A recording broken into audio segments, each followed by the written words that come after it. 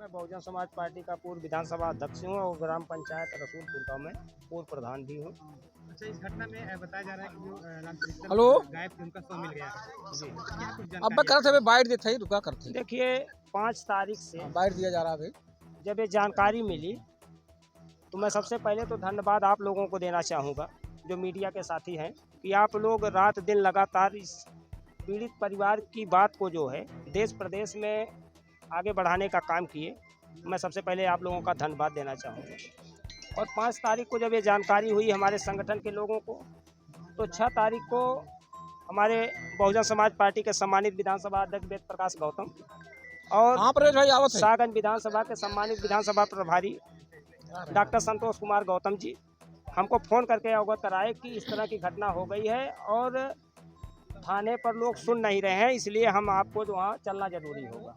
और दुर्भाग्य से मेरी माताजी का पैर में फ्रैक्चर हो गया था तो मैं नहीं जा पाया, लेकिन मैं बहुत बहुत धन्यवाद देना चाहूँगा डॉक्टर संतोष कुमार गौतम और विधानसभा अध्यक्ष वेद प्रकाश गौतम और सबसे ज़्यादा धन्यवाद मैं देना चाहूँगा डॉक्टर संतोष कुमार गौतम को जो अपराधी के गांव के रहने वाले हैं, लेकिन वो गांव को मद्देनज़र रखते हुए पीड़ित परिवार के सहयोग में थाने के घेराव से लेकर के अब तक लगातार बने रहे। और रामचरित्र जी का जो शव मिला है, कल हम लोग चंदा लगा करके अपने संगठन के माध्यम से और अन्य समाज के लोगों से चंदे की बदौलत हम लोग अयोध्या से गोताखार को मंगाए थे। हमको लग रहा था कि हो सकता है कि गोताखोर ये नए हैं, न लाश को पकड़ पाते हों, तो रजिस्टर्ड गोताखोर मंगाए, लेकिन दुर्भाग्य यह था कि उनको अयोध्या से आने में काफ़ी लेट हो गया। वो घुसे जरूर लेकिन फिर सफलता नहीं मिली और उसके पहले किस्मती देवी की लाश मिल चुकी थी और ये भरोसा था कि हो सकता है कि लाश उभर करके आवे। और अभी अभी इस समय नाले पर वो लाश मिली है और पुलिस प्रशासन ले करके अपने कब्जे में पोस्टमार्टम के लिए भेज दिए हैं। तो ये जो लाश मिली है इसमें क्या अंदेशा लगाया जा सकता है कि यह करंट से मृत्यु हुई है या उसकी हत्या की गई है? देखिए जो घटना है और घटना स्थल का निरीक्षण करने से ये लगता था कि रामचरित्र जी जो तार लगा हुआ है, जो अपराधी कमलेश कुमार सिंह है जिनका खेत बगल में है, जो तार बैरिकेडिंग किए थे उससे लगभग 7 फीट दूरी पर ये अपने खेत में और पीछे के बगल गिरे। उनके पैर से लेकर के शरीर का पूरा निशान वहाँ दिखाई पड़ रहा था कि हाँ यहाँ गिरे हैं। लेकिन उसी समय ये हो रहा था कि अगर दोनों पति पत्नी को करंट मारा होता तो उनकी पत्नी भी यहाँ गिरती तो उनकी कुछ निशानदेही मिलती। तो इससे उसी समय आंकड़ा लगाया जा रहा था कि चूँकि कमलेश कुमार सिंह जो इसमें संलिप्त हैं वो इसके पहले भी गांव के लोगों ने बताया कि 2-4 हादसे इस तरह से कर चुके थे।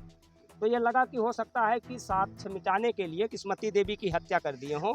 और जो कयास लगाई जा रही थी वह बिल्कुल कन्फर्म हो गई कि पीएम रिपोर्ट से, पीएम रिपोर्ट में जो कल आया उसमें गला दबा करके हत्या की गई।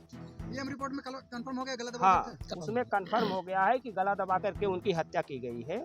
और मेरा मानना है, खैर कॉन्फिडेंस नहीं कह सकता हूँ, लेकिन जो वहाँ दिखाई पड़ा मुझे लगा कि अगर करंट का कुछ झटका रहा होगा, हो सकता है कोई बेहोशी हालत में रहे हों और अपराधी साक्ष्य मिटाने के लिए अगर जिंदा को मार सकते हैं तो जो बेहोशी हालत में थे वो मरे थे या जिंदा थे। लेकिन मेरा मानना है कि उनकी मौत हुई नहीं होगी उस समय, हो सकता है कि उनको भी जिंदा भेज दिए गला घोट करके हत्या की बात हाँ। कर रहे हैं, तो कौन बताया पोस्टमार्टम रिपोर्ट आपको? एसईओ साहब आपसे बोले थे? कब बताया आपको? जानकारी मिली है क्लियर नहीं है आप नहीं, क्लियर तो है वो, क्लियर है। लेकिन क्योंकि उनकी सिक्रेसी होती है, एसपी साहब तत्काल भेजे हैं इसलिए उनकी चालान भेजी गई है। तो ये कंफर्म है, वो आपको 1-2 दिन में वो भी सामने आ जाएगा क्योंकि आप पत्रकारिता कर रहे हैं। अच्छा ये बताइए, जब ये घटना हुई है हम देख रहे हैं आपके जो बसपा के पदाधिकारी कार्यकर्ता हैं वो नहर जाके शव खोज रहे हैं, क्या पार्टी का कोई आप लोग को आदेश मिला है? कोई समाज के जो हित की आप लोग बात करते हैं वो नहीं, हम लोग देखिए समाज के हित में बात करते हैं, आदेश नहीं है। बहुजन समाज पार्टी की स्थापना जो हुई है ये दबे कुचले समाज के सहायता और सहयोग के लिए। तो हमें ये कैडर पढ़ाया जाता है कि अगर इस तरह की कोई समस्याएं आती हैं, बहुजन समाज के अलावा सर्व समाज जो वास्तव में लाचार बेबस मजबूर हैं तो उनकी सहायता करना। तो इसको ध्यान में रखते हुए बहुजन समाज पार्टी के पदाधिकारी तो लगे हैं, लेकिन मैं धन्यवाद देना चाहूँगा कि सर्व समाज के लोग जिनके अंदर नैतिकता मानवता जिंदा थी वो जाति धर्म संप्रदाय से उठ करके इस घटना में काफ़ी सहयोग किए और जिसके वजह से आज ये सफलता मिली है। जो आरोपी हैं उनका चेहरा सामने आया?